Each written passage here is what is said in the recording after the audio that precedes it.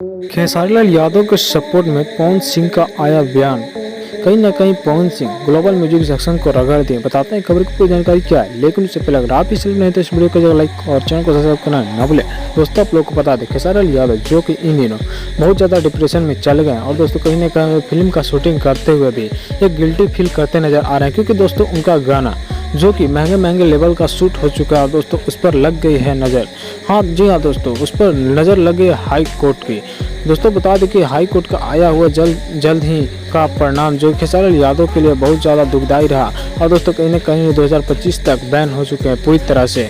और दोस्तों खेसारी लाल यादव जो कि अब को हाई कोर्ट से डायरेक्ट सुप्रीम कोर्ट में अपना दाखिला करने वाले हैं। हालांकि दोस्तों इसमें कयास ये भी लगाया जा रहा है कि अगर टीममेट से मिलकर अगर कुछ सुलह होता है तो सुप्रीम कोर्ट जाने का कोई आवश्यकता नहीं होगा। और दोस्तों इसी के बीच पवन सिंह का एक इंटरव्यू आया जिसमें खेसारी लाल यादव का खुलकर सपोर्ट करते नजर आए और कहीं ना कहीं दोनों का प्यार आपस में दिखते नजर आया। और दोस्तों खेसारी लाल यादव पवन सिंह जो कि हमेशा से अपने भाई हैं, तो आप लोग क्या करना चाहते हैं खेसारी लाल पवन सिंह के बारे में कमेंट बॉक्स में जरूर लिखकर सब्सक्राइब करना ना भूलें।